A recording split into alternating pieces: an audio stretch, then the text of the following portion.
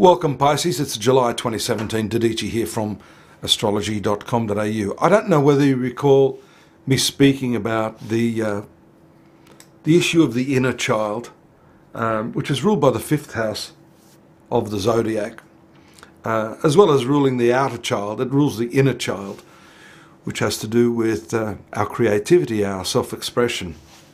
And right now, with Mercury, the Sun, and Mars transiting this very important part of your horoscope, there's a lift in energy, a lift in initiative, drive, push, for you to really get this expression out.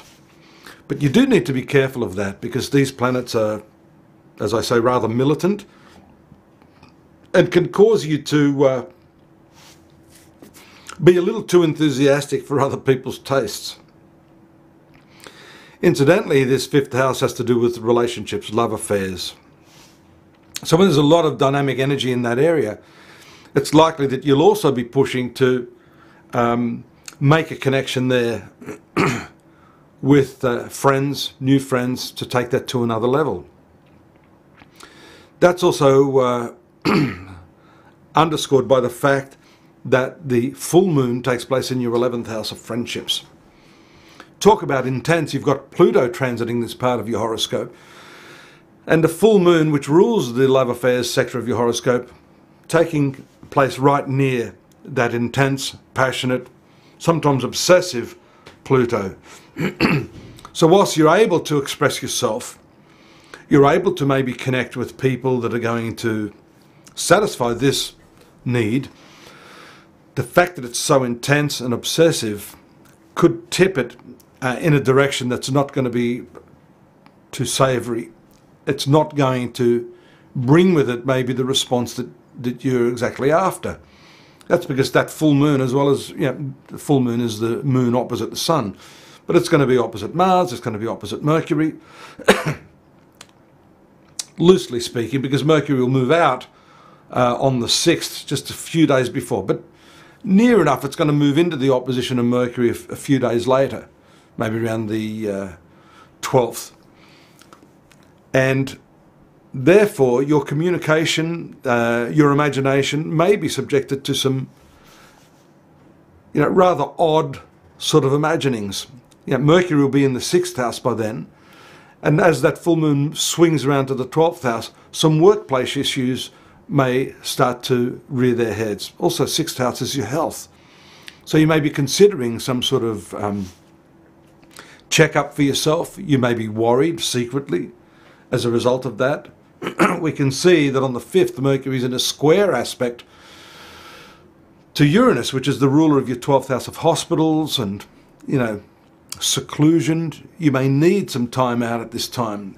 Your nerves may be very, very frayed. That's not a comfortable sort of aspect, and it can really throw things into a tailspin. Confusion, unexpected changes, unexpected communications from people. So you need to have your diary really well laid out. You need to have your imagination and your creativity and this level of self-expression that I'm talking about brought under some level of control, so you can direct it at will without being buffeted about by the difficult transits that we're seeing there.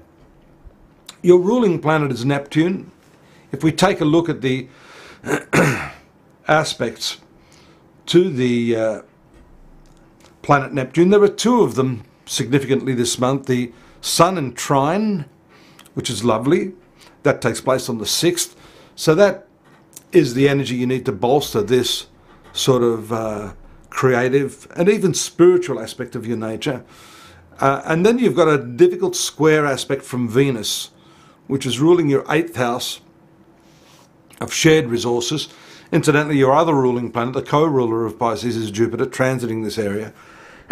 So I think that's significant that Venus will be squaring Neptune. That will be taking place. That's interesting, because I've just noticed here on the 18th, Venus will be at 14 degrees of Gemini in your domestic sector. So while it's in the initial part of the month moving through the communications area, which is very nice. Fourth house is a very, very good position for it.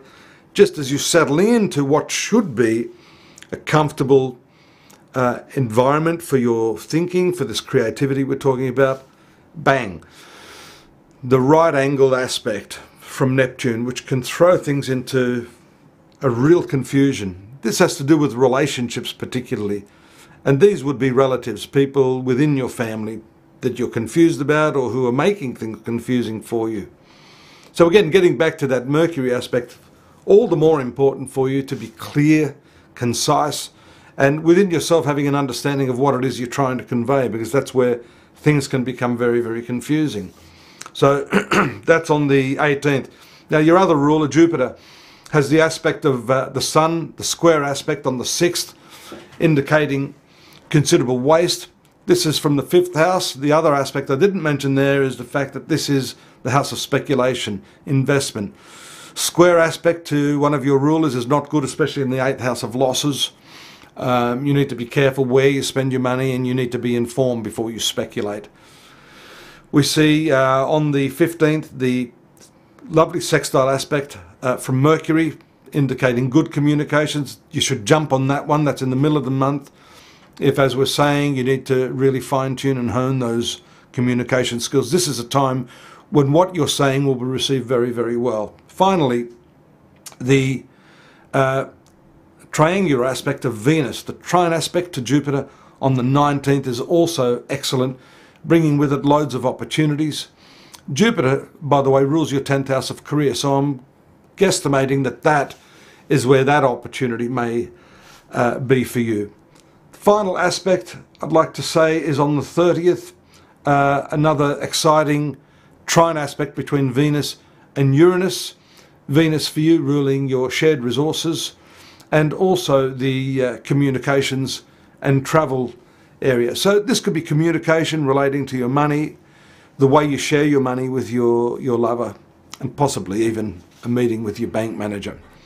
So that's it for me. Till next month, don't forget to stop in at astrology.com.au. We've got more detailed information there on what we've just been talking about, as well as our daily and yearly readings, personal readings if you wish, with myself and some of the other practitioners.